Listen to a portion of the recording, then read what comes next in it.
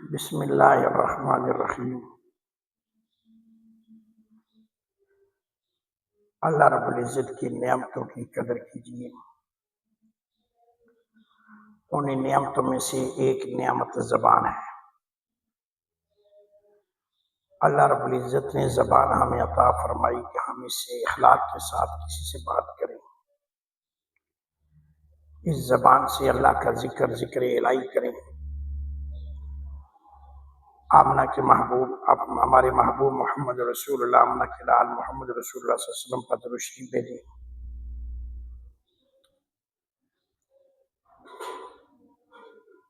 لیکن آج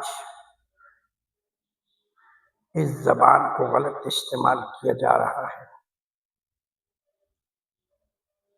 چھوٹی چھوٹی باتوں پر ایک دوسرے کو گالی گلوچ،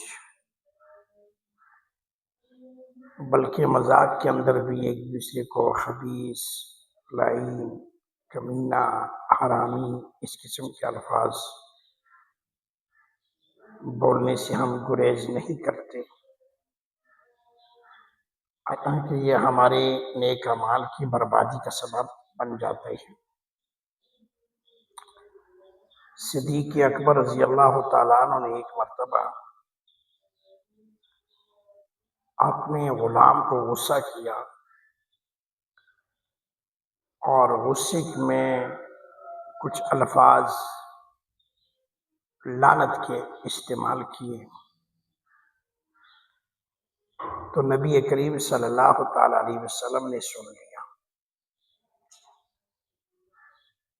تو نبی علیہ الصلوۃ والسلام نے فرمایا کہ یہ نہیں ہو سکتا کہ ایک شخص صدیق بھی ہو اور کسی کو حرامی یا کسی پہ لعنت بھی کرے۔ ایک شخص صدیق اکبر ہو اور وہ کسی کو برے القاب، برے لفظوں سے پکارے، یہ نہیں ہو سکتا۔ میرے محبوب پیغمبر محمد رسول اللہ صلی اللہ علیہ وسلم نے اپنے صحابی ابو بکر صدیق کی ایسی تنبیہ کی اور اس کی تلافی میں صدیق اکبر رضی اللہ تعالیٰ عنہ نے اس غلام کو آزاد کر دیا، یعنی یہ سمجھ کر کہ میں نے غلط کر دیا۔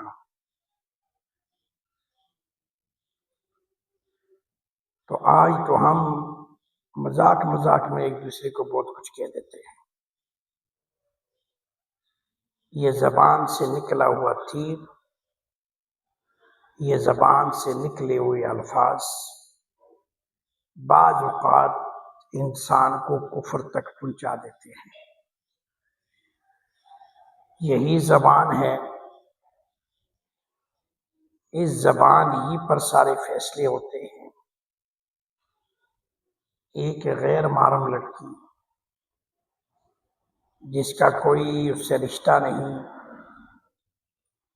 کوئی وہ بلادری کی نہیں، کوئی وہ خاندانی نہیں، لیکن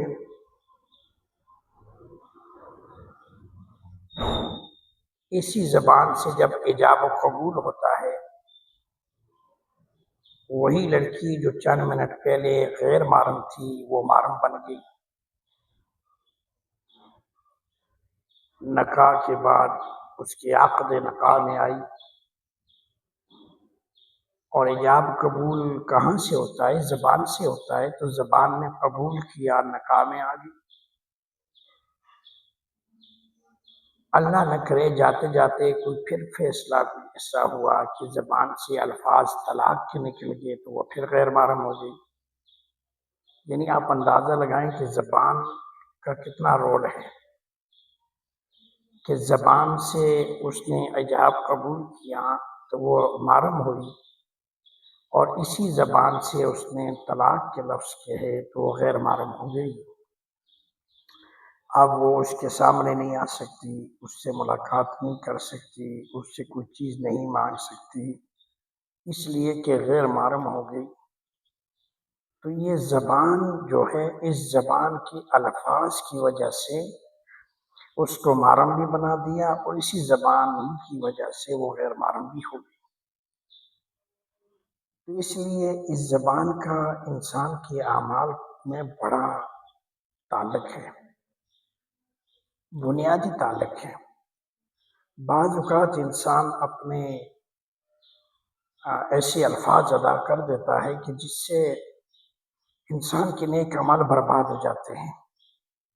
تو اس لیے اپنے نیک اعمال کو بربادی سے بچانے کے لیے اس قسم کے الفاظ اکثر کہے جاتے ہیں، حرامی، کمینہ، خبیث۔